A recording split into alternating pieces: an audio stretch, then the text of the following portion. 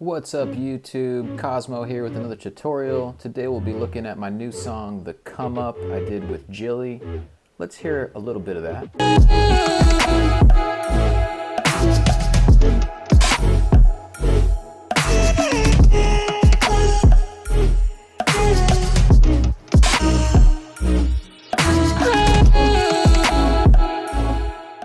Tip number one, you can call this one the OTT sandwich. What if I take off these 4 plugins here? Let's hear the vocal chop. Here's Jilly singing some oohs and ahs that I chopped up and I faded it in. On the whole group, I've got an OTT, 100%, then I've got an echo. Automating the feedback to kind of swell in a little bit as she sings. Then I've got a reverb,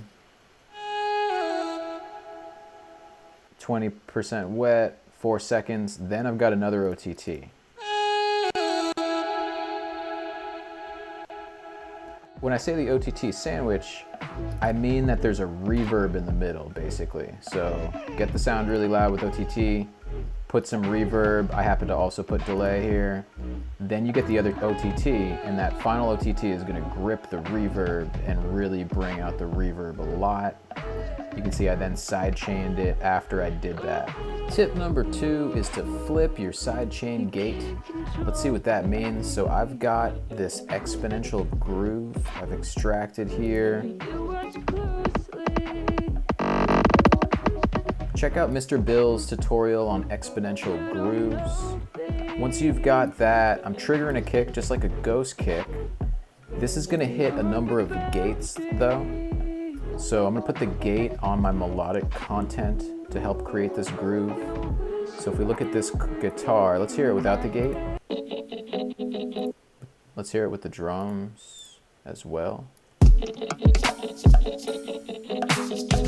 So it's not grooving at all yet, but I'm gonna put this gate on here.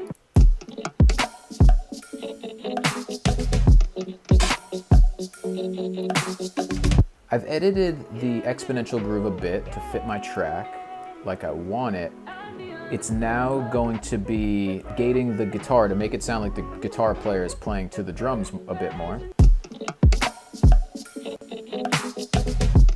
This bit right here definitely sounds like a triplet grid. 24th notes. So I'm going to use that on a number of elements. I'm going to use that on the guitar there, and then I'm also going to use it on my main melody.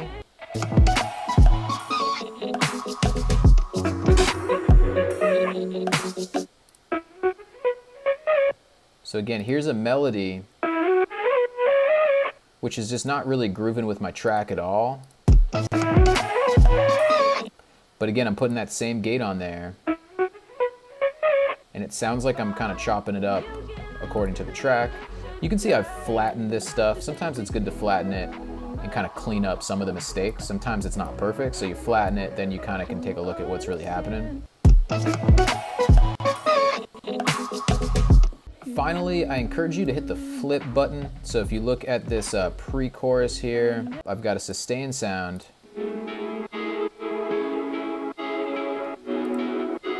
Here you can hit the flip button, so instead of it being these kind of jagged gates that turn it on, you can turn the flip on so it kind of works opposite, more like sidechain. But you can still get some really cool results doing it. Tip number 3 is to do the reverse reverb trick on your synths, not just your vocals. You see this trick a lot on vocals, but not too much on synths, maybe a little bit. Basically, you want to get your main synth, you want to send it through a huge reverb and print that reverb, then reverse it. So you can see if I reverse this, I've printed a huge reverb on the chord that's about to happen at bar 9, then I reverse the reverb and it goes in there. And I've done this a number of times. I've done this kind of long, predictable one, but I've also done it to a number of chords. It's kind of painstaking because that means I had to do it 3 different times for 3 different chords, but I feel like it's worth it. Let's just hear this subtle one too. So it's really subtle, but since it's the intro to my song, I feel like you gotta try to make your intro special and you can't just do the chords, you gotta do something cool there. so it's adding a lot of vibe there. Tip number 4 is to use the reverb filter in Serum. Just the name of it sounds cool. Let's hear what this patch sounds like without it. It's a pretty simple sawtooth that I'm using in LFO. Control the level, the filter. But the real core of the sound is just using the reverb filter, modulating that, the cutoff, the drive, and the mix. You can get some really cool sounds tweaking the cutoff.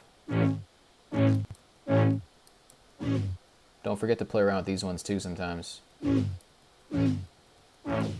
Tip 5, do this cool sidechain gate trick to your reverbs too. So put a massive reverb there, after, hit it with the gate. Let's hear like what this would sound like without the gate.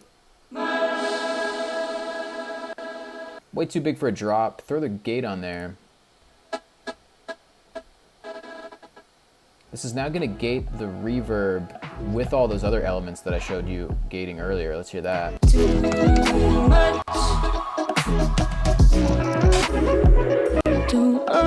Very cool sound. All right, that does it for today. Thanks for tuning in.